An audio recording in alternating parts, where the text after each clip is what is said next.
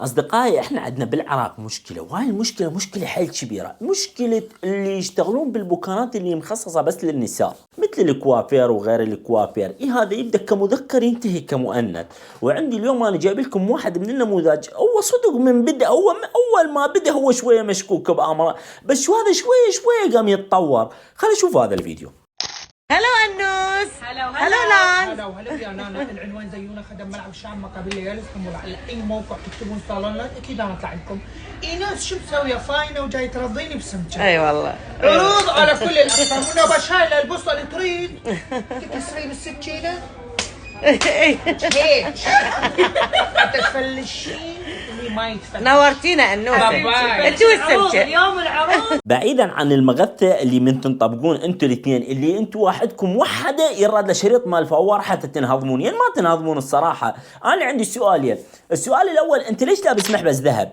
السؤال الثاني ليش سوارين او ذهب؟ يعني انت كولد يعني افترضنا لبست سوار حلو ولا هذه جلد او يلبس حديد، بس حديد يعني فضه، ليش انت لابس ذهب؟ انا هذا الشغله اريد افتهمه. ومن انا يا عزيزي تبدا الشكوك، اكو مراحل تطور، تريد تشوف وين مراحل التطور؟ شوف لي هذا الفيديو اللي وراه. هاي جايب لي انت جايب لي مين وتاكل مالتك ورد تجيب لي اياه؟ وشنو تقول لي اشتمها؟ يعني ورد يشتم ورد ماكو هيك. العنوان زيونا خدم ملعب الشعب مقابل ليالي اسطنبول. على اي موقع تكتبون صالون لاند اكيد اطلع لكم اني والوردة، واحب لون البرتقالي على فكرة، وسويت لكم عروض على كل الاقسام، بس الجعويط لا تجيبوهم وياكم. شلون انت تجي تطيري وردة العد؟ تحبني؟ ها؟ زقاي. نعم عزيزي، انا بس اريد اعرف شغله واحده قبل ما ابلش هسه انتقد بيك، بس شغله واحده انا اريد اعرفها، انت ليش كل شويه تذكر العنوان؟ ليش كل شويه كل فيديو انت تذكر العنوان بكل فيديوهاتك؟ انت اذا طب التواليت راح تحط وتصور وتقول العنوان، بس ما راح تقول عنوان التواليت، راح تقول عنوان المحل. انت بالبيت تحط عنوان المحل، انت طالع بالسوق تحط عنوان المحل، انت منايم تحط عنوان المحل. شنو السالفه؟ عفونا من هاي السالفه، خلينا نرجع للموضوع الرئيسي. عزيزي اذا تلاحظ انت هسه هو نافخ شفايفه او طول شعره، يعني اكو مراحل تطور، يعني راح شويه شويه راح نطب، يعني اكو تقدمات ذيك الصفحه. هلا ولاد. هلا ويا نانا. العنوان زيونا خدم ملعب الشعب مقابل ليالي اسطنبول. على اي موقع تكتبون صالون لاند اكيد انا اطلع لكم.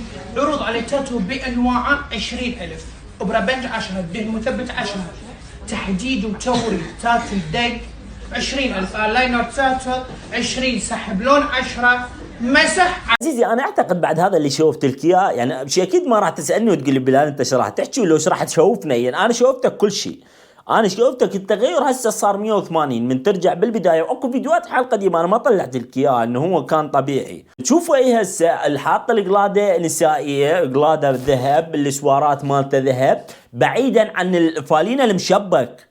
شنو اللي لابسه بالداخل؟ لابس برتقالي، ما اعرف شنو اللون اللي لابسه بالداخل، بس لابس شيء نسائي بالجوه، يعني انا ما اريد اوضح واصير قليل ادب، يعني باخر مره حكيت شنو كان جوه، هواي كتبوا لي بالتعليقات جبت العيد فضحتنا بين قوسين، فاني حفاظا على اخلاقي اللي هي اليوم 3% بس، يعني صدق نازله ومن وراي هذا، وراح تنزل اكثر اذا شفت له فيديو النوب، بس يعني انا ما اقدر اشوفكم بعد انه اكثر من هيك حتى اثبت لكم انه هذا تحول.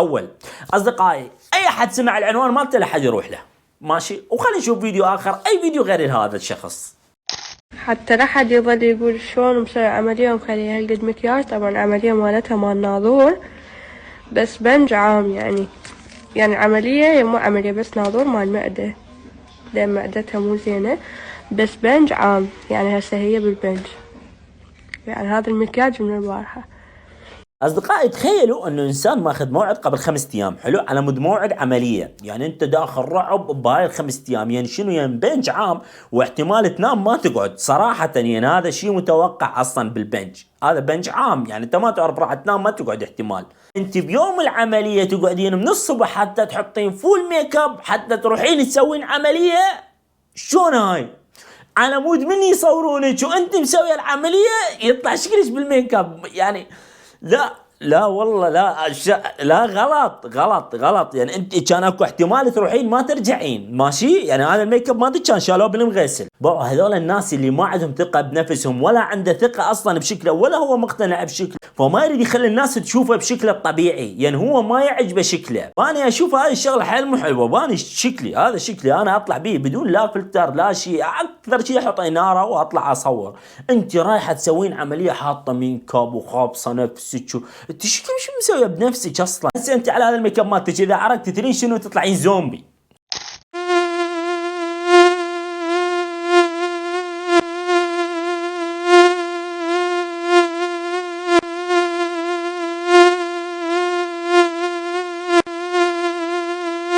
عزيزي حيدر بس خابرني او مو حاجه تخابرني، انت بس رمش لي انا دز لك الباص صراحه، يعني ما عيب فضيحه اصلا. بعيدا عن المحتوى الهابط اللي انتم قاعد تسوونه، اللي ما عرفوا المحتوى الهابط وينهم عنكم وما لفوكم يجي فرد لف هيك يحطوكم يجي كلكم يشيلوكم ويطلعون بيكم تاخذون مصطفى جرثومه وياهم. واللي ما يعرف مصطفى جرثومه هذا مصطفى جرثومه صاحبي ماخذ من عنده 12 ونص، اداعي بيهن ما يرضى يجيبن، فانا قلت له راح افضحك، فانا بكل فيديو احط صورته واقول لي هذا مصطفى انا طلبه 12 ونص، اي واحد يشوفه يداعي بالفلوس ويدفل عليه. ما تريدون نتزوج وكل شاب بقلبه بنيه وكل بنية بقلبها شاب. حببنا لبعض. والله يا حبيبي يعني انت ما متوازي ولا احد موازيك اصلا تسوي هيك فيديو. يعني هسه انا اذا قمت وطلعت برا وفتحت الباب اكو جزامه اجيب لك اكبر قياس ودق على راسك بيها ما يبرد قلبي، يعني ماكو هيجي. يعني انت تشوفه من يمك تفشل، انت ما لك دعوه بالفيديو، تشوف الفيديو تفشل من يمك. انت شنو ايش قاعد هذا البشر من يسوي فيديو هو شو يفكر؟ زوجتك نفسي على سنة الله ورسوله. قديش؟ ايه حتى مشاهدين شو زوجتك نفسي على سنة الله ورسوله. على سنة الله ورسوله. هسه شنو يعني؟ هاي قاعد يزوجني. زوجنا؟ ايه يا ول انت ما استحيت، انا قاعد اقول لك يا ول، وشوف انت اكبر مني يمكن ب 30 سنه، واقول لك يا ول يعني يا ول تستاهل اصلا هذا الكلمه. يعني انت ما استحيت ابنك يشوفك، مرتك تشوفك، بنتك اذا شافت الفيديو شو تقول على ابوها؟ هذا الاخلاق سيس يعني ما اعرف يا اخي، بشر عقول ماكو ما ظلت عندها. يعني هذا ايش تحكي وياه؟ طبعا واحد من الفيديوهات انا حكيت على شاعر، الشاعر ذاك كان يحب ولد، فانتبهت بالتعليقات اكو نسبه مال مثليه مو طبيعيه كانت، بحيث لان قلت اني انت شنو تقول شنو تقول لا يلا ويا جرت حلقي هيجي ماشي ماشي عزيزي يا لعبان نفس يا انتو يلا خلي اليوتيوب يلقى علامه صفراء وفلوس ماكو. اصدقائي لهنا ينتهي الفيديو، واعذروني انا هاي الفتره ما قاعد اصور بشكل نظامي مثل قبل، يعني والله شغل وتعبان يعني صور حتى حلق ما رايح محلق، فباي.